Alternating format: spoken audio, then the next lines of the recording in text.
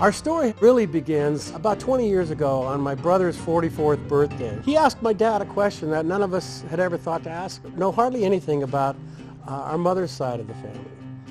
And Dad goes, wait here just a minute.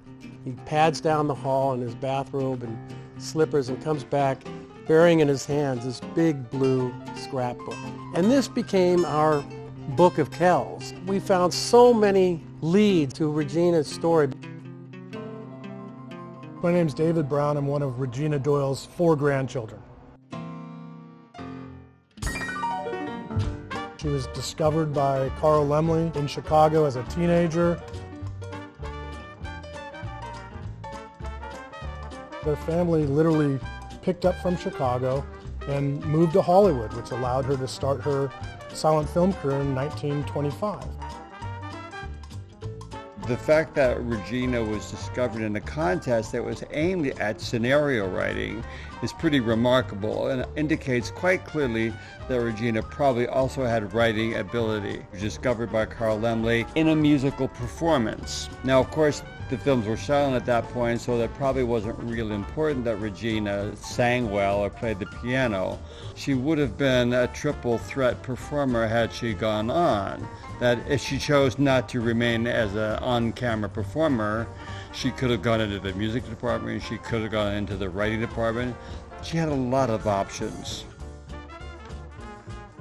She's a very lucky girl because at the time, between 1915 and 1925, those 10 years, there was an influx of people coming to California to be in the film industry or be near it or to contribute to it in one way or another. But actors was the main deal. People wanted to be stars.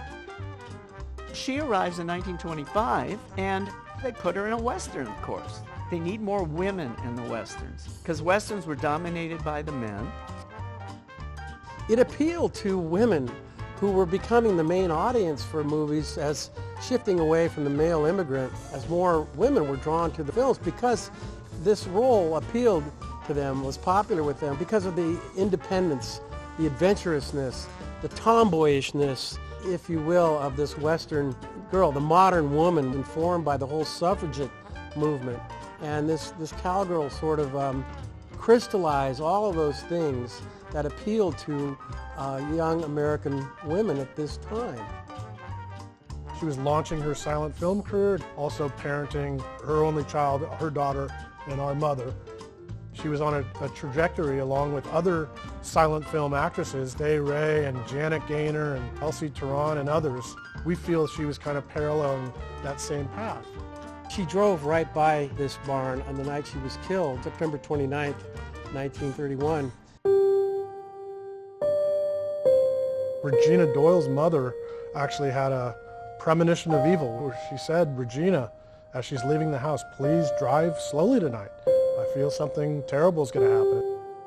For years, we were led to believe that, she was a reckless driver, driving too fast. But as we've done our further research, we've been able to determine she wasn't a reckless driver. She swerved to avoid a car pulling out, and that's what caused her to lose control and then, unfortunately, broadside the Pacific Electric train. Ironically, with the same Pacific Red electric car that she would have taken up to Universal Studios. It has all the elements of a great Hollywood story. Beauty, glamour, tragedy. We know all about the leading lights of that era, the Chaplins and the Fairbanks and the Pickfords, if you will, and the Garbos. What we don't know, or what we know little about, are the other lesser lights of that galaxy of stars, if you will, such as Regina.